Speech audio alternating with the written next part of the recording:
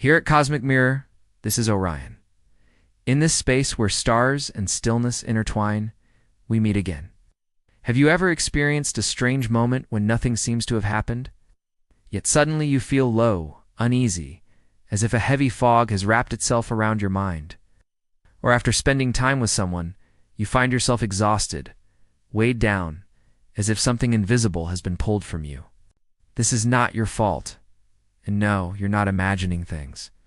What you're sensing is energetic pollution. On a spiritual level, each of us is an energy field. We absorb, we release, and yes, we get polluted. This kind of pollution has two main sources. One comes from the outside, other people's emotions, thought projections, the lingering residue of low-frequency environments. It enters you quietly through resonance, interaction, and contact. The other source comes from within, unspoken emotions, unhealed wounds, and limiting beliefs. They don't just vanish. They settle into the folds of your energy body, like dust in forgotten corners, slowly building over time. These two forms of pollution often exist together. Symptoms blend and overlap, making it hard to trace where it began. But your body, your energy, has been speaking to you all along. Have you been polluted?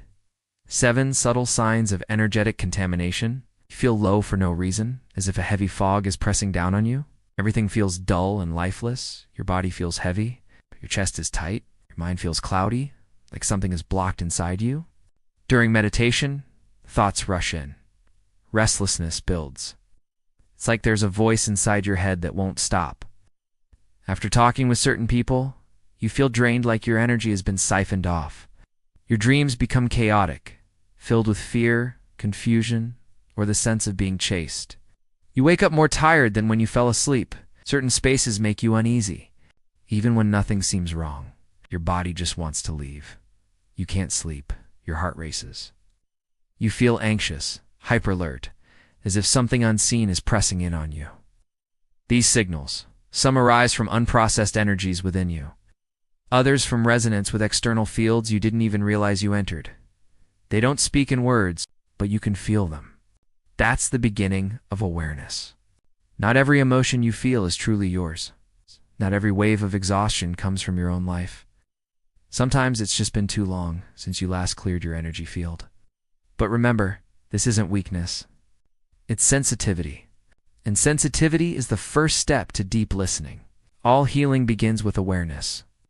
And in the next part of our journey, we'll explore the first true root of this energetic pollution, the old residue within yourself, where it came from, and how you can begin to gently transform it. Part 2. Where does your negative energy come from?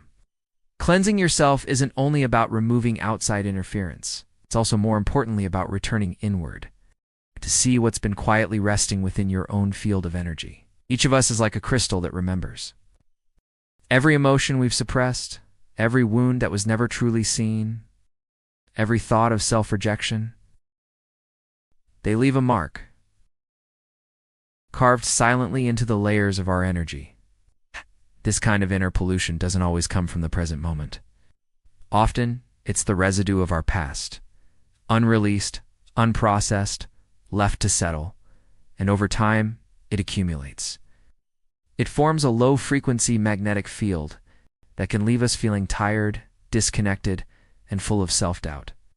Let's take a closer look at some of the most common roots. Suppressed emotional residue. When we don't allow ourselves to feel anger, when we're afraid to be sad, when we swallow our pain to keep things together, those emotions don't disappear. They stay in the body as energy, often in very specific places. Tightness in the chest, lump in the throat, a hard knot in the belly. You might think, I've moved on. But the body never forgets. Negative beliefs in the subconscious. I'm not worthy. I'm broken. No one could ever truly love me. These aren't thoughts we logically choose. They're often formed in childhood, through trauma, family patterns, or social conditioning. These beliefs quietly shape how we see ourselves, and they cause us to unconsciously attract situations that confirm what we believe to be true. Beliefs are among the most powerful energetic commands, unresolved karma, and emotional wounds. From a soul's perspective, everything we go through is a lesson. But when a lesson hasn't been seen, felt, or forgiven, it doesn't go away. It loops. Like an uncracked code, it keeps circulating in your energy field. It can return as repeating relationship patterns, recurring physical issues, or emotional instability, until you finally see it, understand it, and release it. Blockages in the body's energy system. Your chakras, meridians, and aura are channels for energy to flow. But when one of them becomes blocked, by emotion, by stress, by habit, the entire current can slow down or stop. You might be meditating, but you can't sit still. You feel tired for no reason, or like you're about to explode, but hold it in. That's not your mood.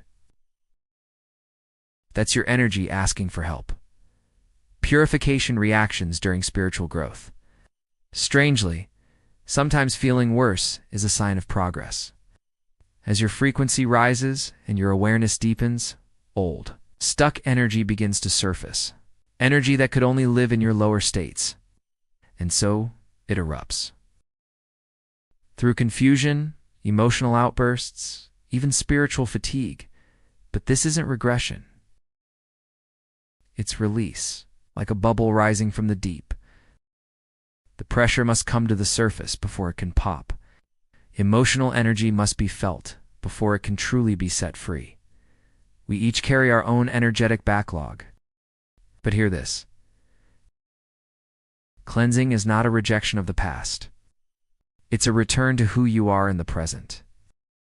In the next part of this journey, we'll explore the other side of energetic pollution. How outside energies from people, relationships, and environments quietly enter your field, and sometimes begin to shape your life. Part 3. Energies that aren't yours. Who are you resonating with? As we work to clear ourselves, we must recognize something important. Not all energy pollution comes from within. Some of it enters our field silently, carried in from the outside. This doesn't mean you're a victim. It simply means you're alive, aware, and open. And energy resonance is happening all the time. Each of us is constantly broadcasting a frequency. When your frequency aligns even briefly with someone else's lower state, you may unknowingly absorb fragments of their emotions. It could happen in a conversation, a quick interaction, even by scrolling past someone's story online. This is resonance, and it's one of the most common forms of external energy contamination. But that's only the surface. As we look deeper, we realize not everyone is affected in the same way. Some people absorb far more than others. Let's go a layer deeper. The emotional absorber? Are you carrying what isn't yours? Some of us are born with heightened sensitivity, open hearts, and strong empathy. Energetically, these people belong to a very unique group. Empaths. Ask yourself, do you often take on other people's emotions without realizing it? After social interactions, do you feel emotionally tired yet guilty about creating distance? Do you always understand others, but rarely stop to ask, how am I feeling? If so, you may be unconsciously holding the role of the energy bearer in your relationships. They cry, you feel it. They rage, you soften, they collapse. You hold everything together. And over time, your energetic field no longer feels like yours. It becomes a container of unpaid resonance. If this dynamic isn't brought to awareness, it can evolve into something deeper and more draining. Energy hooks and hidden control. Are you tied to what you can't see? When you stay in the role of emotional absorber, your energetic connection to others changes. It's no longer just about shared moments. It becomes an energetic hook. Hooks are formed through emotional neediness, unspoken control, or subconscious dependence. They attach themselves to the unhealed parts of you and act like invisible cords, pulling energy from your field day after day.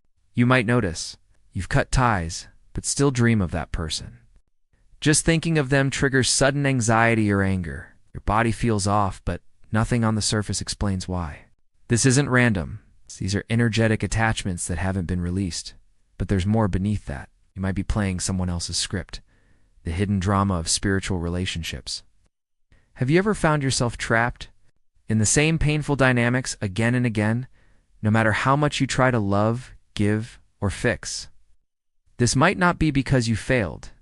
It might be because you were unknowingly cast in someone else's subconscious play. For example, someone who deeply believes I will always be ignored may subconsciously seek out a partner who fulfills that belief, and you, as unaware, step into that role. Someone who equates love with self-sacrifice may attract you into a pattern of constant giving until you're drained and depleted. These aren't conscious choices. They are subconscious contracts written without words and performed on the stage of energy. And the reason you can't seem to leave the pattern isn't that you don't love enough. It's that you forgot who wrote the script. From a spiritual perspective, if you don't establish clear, energetic boundaries, you may get swept into someone else's karmic architecture.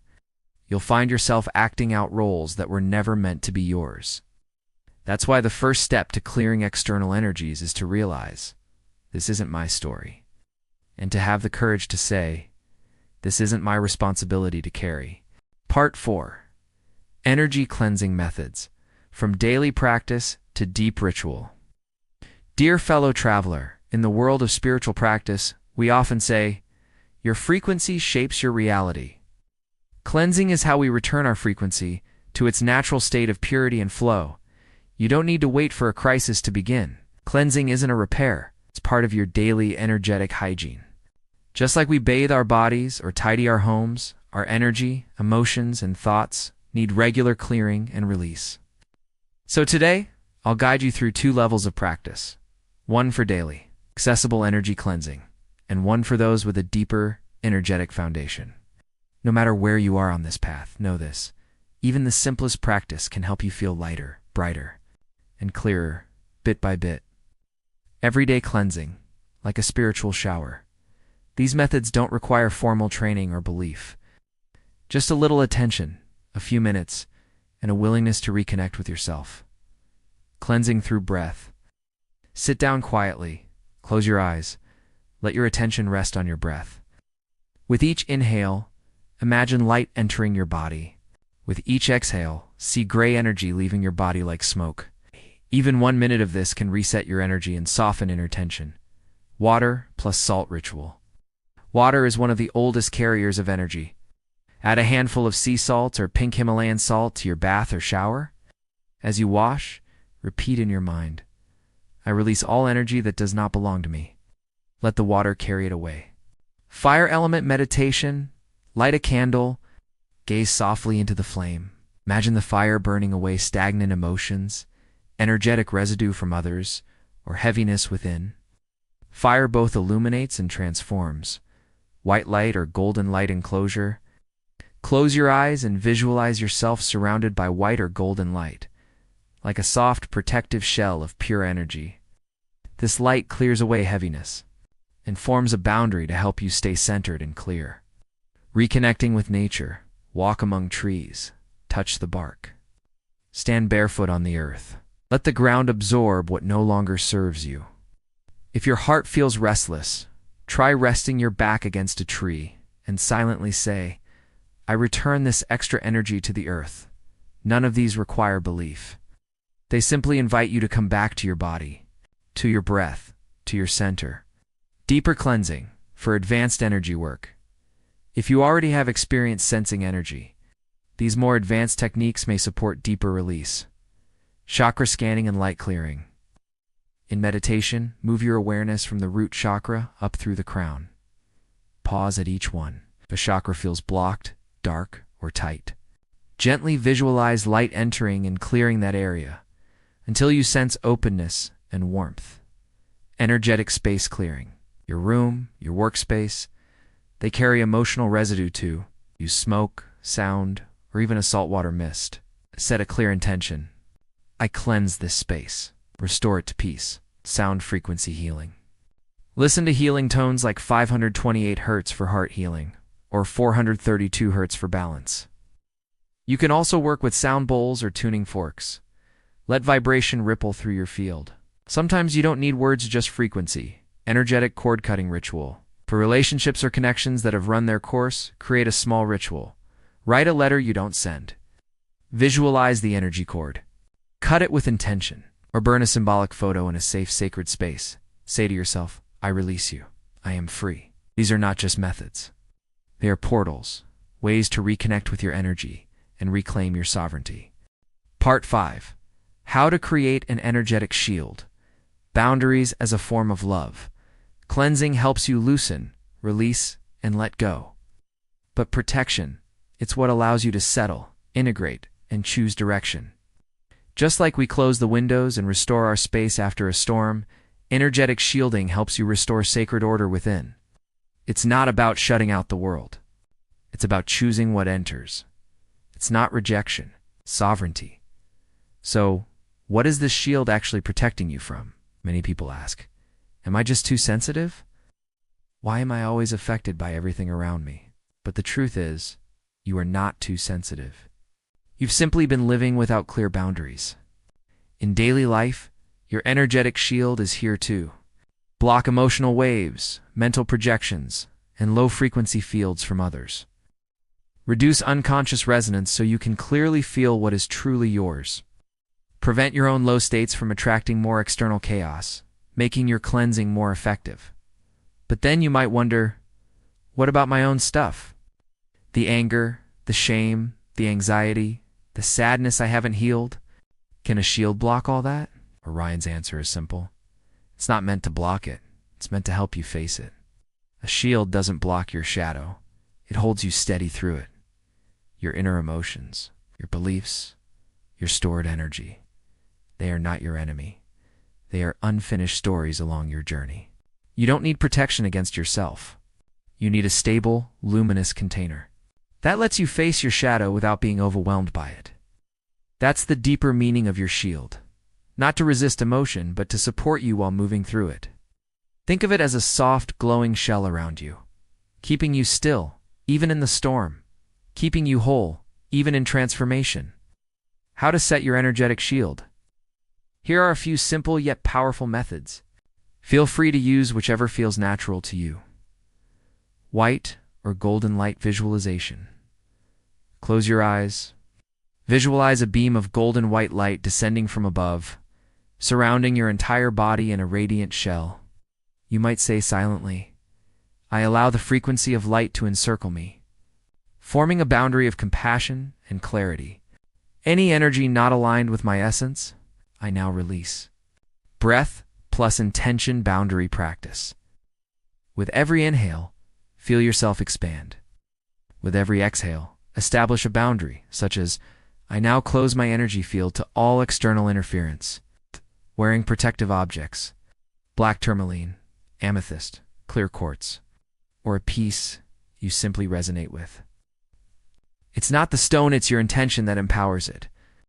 Even carrying salt, a handmade charm, or a sacred symbol can remind your field. I choose what comes in. Energetic setup of your physical space, your room, your desk, your altar. These are extensions of your field. Light a candle, hang a crystal, play healing music, place a single flower. Each one whispers, this is my space. This is my frequency. It's not about blocking others. It's about reminding yourself, this piece of the universe belongs to me. The power of spoken intention. Speak your boundaries before the chaos begins. Say aloud, I choose to resonate only with frequencies of love and light. I release all that is not of my essence. Words shape energy, not superstition sovereignty. So remember, true protection isn't about shutting the world out. It's about anchoring a calm, clear center inside yourself. And the more stable you become, the less the outside world can pull you out of alignment. In the next part of our journey, we'll enter the deepest layer yet. Cleansing is not the same as avoidance. True transformation comes from facing yourself. Sometimes you must walk into the dark night of the soul to remember your own light. Part 6. Cleansing is not the same as escaping. True transformation begins with facing yourself. On the spiritual path, many seekers come to cleansing with one subtle hope. If I become clean enough, I'll always stay high frequency. If I can just release the negative, I'll never feel pain again. But Orion would remind you, cleansing isn't the destination, it's the beginning. If we use cleansing as a way to avoid emotions, it becomes something else entirely. Spiritual bypassing. You might start to resist emotions, reject low energy, deny your own wounds, and even feel shame for not being clear enough. But that resistance itself becomes the very blockage you were trying to release. Have you ever noticed? You meditate more, but feel even more emotional? After a clearing session, you feel hollow, anxious, or numb. You've built strong energetic boundaries, but ended up isolated, armored, and guarded. In those moments, you may not be cleansing. You may be cutting off. You disconnect from emotion, and also from truth. You shut people out, and also block the flow of love. So let's return to the core question. Why do we cleanse? Not to become pure, but to become whole again. Not to remove the shadow, but to integrate it. Not to stay high, but to stay clear, even when life becomes chaotic. As Carl Jung once said, the awakened one is not the one who chases the light, but the one who walks into the darkness and brings the light with them. How do we face the darkness without cutting it off? Be with your emotions. Don't suppress them. Let anger move through writing, through breath, through safe release. Let sadness flow without needing to explain it away. Emotion itself is not the problem. Our resistance to it. See the part of you that is still in pain. When something small triggers a big reaction, don't judge yourself for still being sensitive. Instead, ask softly, who in me is hurting? Who still feels abandoned? You might meet the child inside you, the one who was never seen. That's who you're cleansing for. It's the energy you're finally letting go. Let your frequency rise and fall, naturally. You're not meant to be high all the time. Just like the seasons shift and the universe dances between light and dark.